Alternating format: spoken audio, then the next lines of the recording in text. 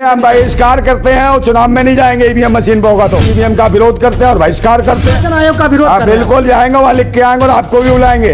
जब दे के आएंगे लिख के ठोक के हटाओ। ईवीएम नहीं हटाओगे ना तो आंदोलन होगा। इलेक्शन भ्रष्टाचार मशीन है, इलेक्शन बेकार मशीन है, इलेक्शन बलात्कार मशीन है। ये देश के लोकतंत्र का सबका बलात्कार कर रहे हैं। मंदिर का पुजारी रहा है क्या मोदी, जो ये लेके आया कहीं हवन कुंड करता था क्या? क्या है नोटंकी? ईवीएम से जीतते भाई, ईवीएम हटाओ ना। अगर वाकई ईमानदार हो, सच्चे हो। निर्वाचन आयोग नहीं है, ये भाजपा निर्वाचन आयोग है। और इसमें नया नाम बिल्कुल भाजपा निर्वाचन आयोग है। ईवीएम का मतलब इलेक्शन बेईमान मशीन। वाकई ये ईमानदार है, सच्चे, बैलेट पेपर पे चुनाव कराओगे हो भूतनी क्या लो। ईवीएम हटाओ उसको। तुम्हारी फिरती है क्या? बैलेट पेपर पे आओ ना, पता चल जाएगा तुम्हें। मेन मिस्ट्री मीडिया सबसे ज्यादा आतंकवादी देशद्रोही है और एक समय आएगा कि इनका भी बुरा वक्त आने वाला। इनके शासन में रोजगार नहीं मिलेगा, ये गारंटी है। इनके शासन में बहन बेटियों की इज्जत बचना मुश्किल है, ये गारंटी है। इनके शासन में शिक्षा के केंद्र खुलना मुश्किल है, ये गारंटी है। देश झुकने देंगे, ये अरे तो इनके शासन में देश की माँ बहन एक कर देंगे, ये गारंटी है। साथियों, आप देख रहे हैं न्यूज़ मेट, मैं हूं सरफराज आदिल। भाजपा को 2024 में 400 से ज्यादा सीटें आएंगी, ये बात कह रहे हैं कांग्रेस के एक वरिष्ठ नेता। क्यों कह रहे हैं? उन्होंने कहा कि अगर ईवीएम बैन नहीं हुआ तो 2024 में 400 सीट ज्यादा आएंगे और एक बार फिर भाजपा की सरकार बनेगी। तमाम मुद्दों पर बात करेंगे क्योंकि देश में अहम मुद्दा है ईवीएम। और नंदा भाई राजपूत ईवीएम को लेकर मुखर आवाज रखते हैं, अपनी आवाज हमेशा बुलंद रखते हैं। तो क्या कहेंगे नंदा भाई, जो कांग्रेस के एक नेता ने कहा कि अगर ईवीएम रहा तो भाजपा 400 के पार 2024 में? तो कांग्रेस को हाथ दिख रहा है क्या? कांग्रेस ही तो ईवीएम लाई थी। ईवीएम का मतलब इलेक्शन बेईमान मशीन, और जब तक रहेगी इलेक्शन बेईमान मशीन तब तक रहेंगे पाखंडी ढोंगी कमीन, और देश की नहीं बचने देंगे। जमीन सब बेच देंगे भूतनी के। इससे देश को बचाना है और ईवीएम को हटाना है। ईवीएम जब तक नहीं हटती है तो ये समझ लीजिए ईवीएम के माध्यम से जो लोकतंत्र को जो बंधित किया जा रहा है, जो संविधान को खत्म किया जा रहा है और देश की जो मूलभूत जन सुविधाएं हैं उनको खत्म किया जा रहा है। और ये पाखंडवाद की जो स्थिति पैदा करके डर नहीं है, यही वजह है कि आप ईवीएम की लड़ाई लड़ रहे हैं। कांग्रेस ने ईवीएम लिया, वही कांग्रेस कह रहे हैं कि भाजपा जो है ईवीएम से जीत रही है। खुलेआम कह रहे हैं कि अगर 24 में नहीं रोका गया तो 400 के पार 5 तीसरा टर्म होगा भाजपा। दर्द होता है कांग्रेस के चिल्लर खटमलों को। ये कांग्रेस के चिल्लर खटमल में कांग्रेस का माई बाप भी तो समझे इस बात को। है कब कहेगा राहुल गांधी, कब कहेगा, कब कहेंगे इनके अध्यक्ष, कब कहेंगे कांग्रेस के, कब सोनिया गांधी कहेंगी। तो वो जो मेन जो मुखिया हैं वो तो बोले ईवीएम के खिलाफ। ये क्यों नहीं बोलते? ईवीएम से हार भी स्वीकार कर लेते हैं और जीत भी स्वीकार कर लेते हैं। तो इन दोनों का तो एक खेल है, समझे नहीं? एक कांग्रेस और भाजपा। कांग्रेस ईवीएम लाई, समझेंगे? और मलाई किसने खाई? भाजपा ने। और यही कांग्रेस ने राम मंदिर आंदोलन का ताला खुलवा दिया और आंदोलन किसने किया? भाजपा ने। तो कांग्रेस भाजपा एक ही है और ये नहीं चाहती हैं कि जो भारतवासी है वो आगे बढ़ सके। शिक्षा, स्वास्थ्य, रोजगार, सुरक्षा जैसे मुद्दों पे काम किया जाए, महंगाई पे कंट्रोल किया जाए, इस पे नहीं करना चाहते। लेकिन राम मंदिर के नींव पर जो है ना भाजपा खड़ी हुई है। लेकिन ईवीएम का मसला हम पे बात करेंगे, वो अलग मुद्दा है। ईवीएम कांग्रेस लाई, लेकिन आप जैसे लोग जिंदाबाद क्रांति पार्टी के आप संस्थापक है, आवाज उठाते हैं। और भी तो पार्टियां वो कहां खुलकर बोलती है? जब कांग्रेस हारती है तब बोलती है। हालांकि तेलंगाना में जीतने के बाद खामोश रही। अरे भाई कांग्रेस भाजपा एक ही तो, ये तो मैनेजमेंट है इनका कि कहीं कांग्रेस आएगी, कहीं बीजेपी आए, मैनेजमेंट है। और ये नहीं चाहते कि भारतीय लोगों को उनके हक और अधिकार मिले, समझे? उनको सबको वंचित रखना चाहते हैं हक और अधिकारों से। वो ये लड़ाई रखना चाहते हैं कांग्रेस और भाजपा के नाम पर। देश में आंदोलन कराए रखना चाहते हैं हिंदू मुसलमान का। तो हिंदू मुसलमान से राजी, ये देखो जब से आए हैं तो मॉब लिंचिंग तो हो रही है धर्म मजहब के नाम पे कि भगवान वहां दबा है, यहाँ भगवान दबा है, यहाँ देवी देवता दबे। अब ये देवी देवता इतने कमजोर है कि तुम जो राम राज्य वाले हैं, जो भगवान को मानने वाले, तुम्हारे भगवान के शासन में देवी देवता भाग भाग के दबक रहे हैं। नंदा भाई, देवी देवता पे बात नहीं कर रहा, ईवीएम आप मुद्दा उठाते हैं क्योंकि कांग्रेस कह रहे हैं 400 के पार। तो सवाल आप कह रहे हैं कि कांग्रेस दोनों मिली भगत है, तो कांग्रेस पर इतना ईडी है, पीडी है, क्या क्या भेज दिया जाता है? अगर ऐसा होता तो भेजा जाता क्या? अरे भाई ये देखो ना, कांग्रेस का जो कौन था? राहुल गांधी का जो सदस्यता भंग की गई, खत्म की गई, काय की? लोकसभा की। लोकसभा की पूरे देश में ड्रामे हुए। राहुल गांधी की सदस्यता गई, जिला स्तर पे कांग्रेस ने आवाजें उठाई, राहुल गांधी के लिए तो आवाजें उठाई, बस शिक्षा, स्वास्थ्य, रोजगार, महंगाई, इसके खिलाफ कहीं भी जिला स्तर पे काम नहीं किए गए हैं। जहां मॉब लिंचिंग की गई, धर्म जाति के नाम पे लोग मारे गए, बहन बेटियों की इज्जतें लूटी गई, उनको न्याय और इंसाफ नहीं मिला, वहां कांग्रेस जमीन पे नहीं आई।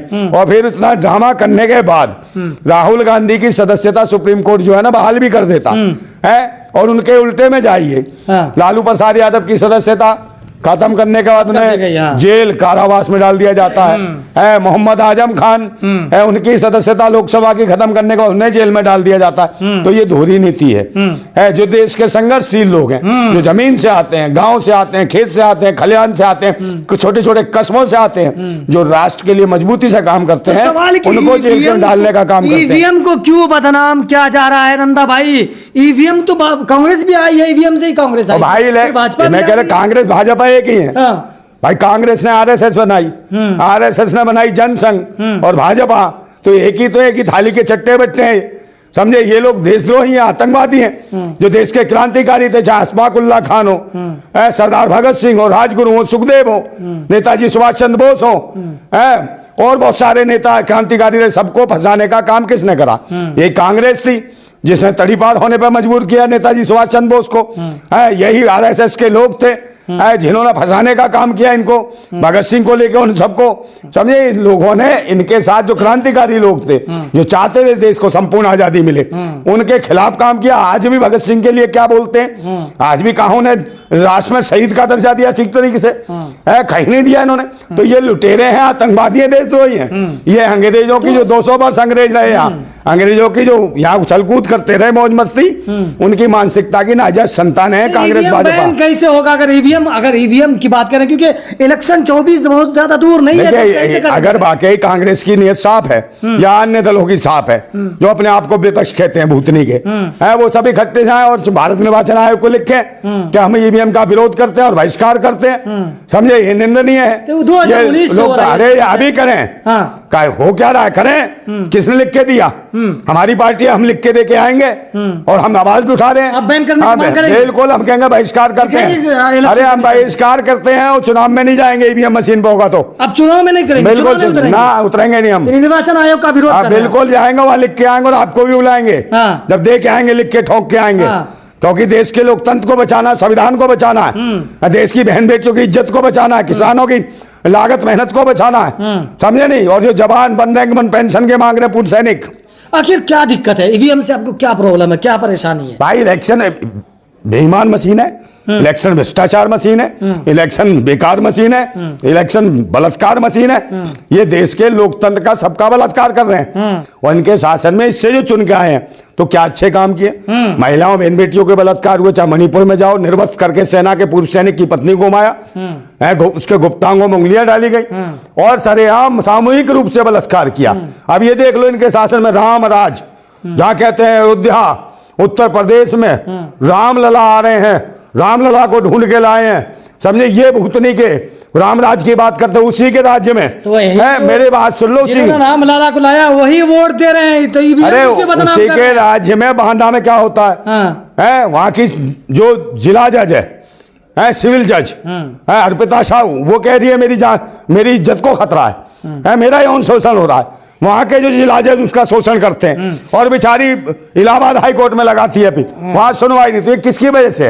ईवीएम मशीन का नंगा नाच है। लेकिन नहीं भाई, नंगा नाच नहीं है। जो राम भक्त को लाए हैं, राम जी को, वही लोग भाजपा को वोट करते हैं। अब तो कहे मंदिर का पुजारी रहा है क्या मोदी, जो ये लेके आया? कहीं हवन कुंड करता था क्या? क्या है नौटंकी? कहीं भी कुछ बन जाता है, सेना में जाएगा, सेना का बन गया। अरे कोई भक्त नहीं, अरे कोई भक्त नहीं, ईवीएम से जीतते भाई। ईवीएम हटाओ ना। अगर वाकई ईमानदार हो, सच्चे हो तो। आप बार बार जवाब दे रहे हैं। आज भारत निर्वाचन आयोग नहीं है, ये भाजपा निर्वाचन आयोग है। और इसमें नया नाम बिल्कुल भाजपा निर्वाचन आयोग है। इसमें भाजपा के लोग घुसे हुए हैं। और कौन लोग घुसे हुए हैं? तो जो लोकतंत्र के साथ बार बार ईवीएम मशीन की वकालत करते हैं। भाई एक बात बताओ, इतने सारे लोग, हजारों कंप्लेंटें आ गई इनके खिलाफ, ईवीएम मशीन के खिलाफ है, मगर कहीं भी रोकथाम नहीं करी। क्यों नहीं करी भाई? आप मुझे बताओ। मुझे लगता है भारत निर्वाचन आयोग में भी कुछ आतंकवादी और देशद्रोही मानसिकता के लोग बैठे हैं, इनकी कौन कार्रवाई करेगा? ईडी सीडी दुनिया भर में पहुंच जाती है, इतने इनके शासन में इतने घोटाले हो रहे हैं, उनकी कौन सीबीआई जांच करेगा? आखिरी सवाल है नंदा भाई कि ईवीएम से क्या क्या खतरा है, किसको खतरा है, क्या 24 में 400 सीट ले आएगी? देखिए 4 सीट नहीं आएगी अगर ईवीएम हटती है तो। ईवीएम हटती है तो, और बाकी ये ईमानदार है, सच्चे, बैलेट पेपर पे चुनाव कराओगे, हो भूतनी क्या लो, ईवीएम हटाओ उसको। तुम्हारी फटती है क्या? बैलेट पेपर पे आओ ना, पता चल जाएगा तुम्हें। और अगर इन्हें पता हो जाए ना बैलेट पेपर पे चुनाव होना, इन्हें पता है ईवीएम से आ जाते हैं, इसलिए जनता के हक में काम नहीं कर रहे। ना शिक्षा, स्वास्थ्य, रोजगार, इन्हें पता है जो मर्जी थोपो, जो मर्जी करो। सब तो चैनल जो मेन स्ट्रीम मीडिया भूतनी की तुम्हारी माँ की हो, भरबो और दल लो। तुमने देश की जो है ना शिक्षा, स्वास्थ्य, रोजगार और यहाँ के जो गरीबों को, शोषितों को, वंचितों के जो अधिकार छीने हैं, तुम कम नहीं हो, तुम डकैत हो, आतंकवादी, देशद्रोही हो। ये मेन स्ट्रीम मीडिया सबसे ज्यादा आतंकवादी, देशद्रोही है। और एक समय आएगा कि इनका भी बुरा वक्त आने वाला है, जब इनकी जांचें होंगी ना, होगी क्यों नहीं भाई, क्यों नहीं दिखाएगी? वो जी न्यूज का जो है, जो कौन सा है, चंद्रा फंद्रा, उसके करोड़ों हजारों करोड़ रुपए माफ कर दिए। क्यों? इसका बाप है, रिश्तेदार है, जीजा है इसका मोदी का, ये जिसके इसने पैसे माफ करे। आप मुझे बताओ ना, प्रधानमंत्री के खिलाफ तो क्यों कहेंगे नहीं?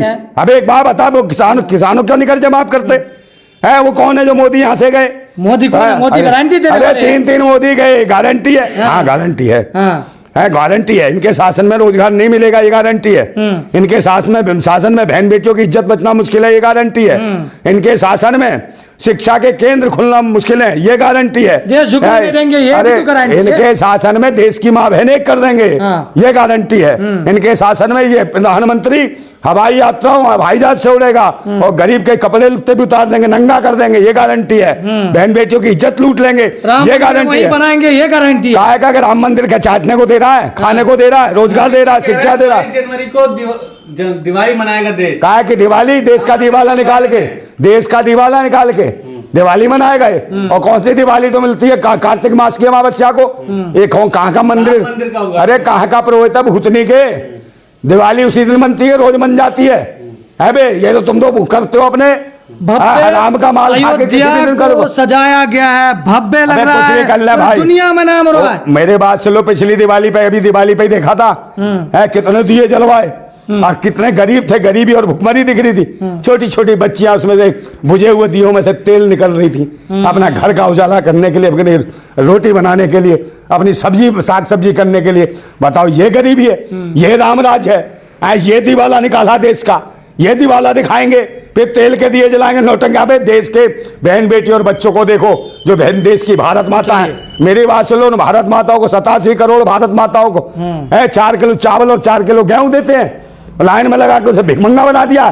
तो इस देश का जो प्रधानमंत्री खुद 35 साल भीख मांगा हो, भूतनी का है वो, भीख, उसके पास तजुर्बा क्या है भीख मांगने का?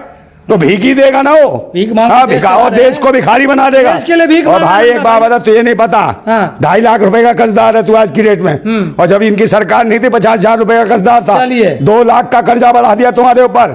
और तुम्हें कहता दान कर रहे, हमारी मेहनत का खा के भिखमंगो, तुम हमें दान करोगे? है? और मैं बता रहा हूँ कि भाई इस टाइम बहुत बुरी हालत है देश की।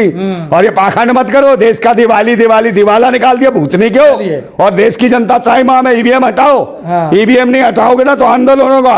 और फिर मैं कहता हूँ सब्र सहने की भी एक सीमा होती है, बांध टूटता धीरज का तब अति होती है, अति होने पर प्रलय और परिवर्तन होता, तब नई सुबह की नई सृष्टि का सृजन होता। बदलाव आएगा, परिवर्तन आएगा और क्रांति होगी।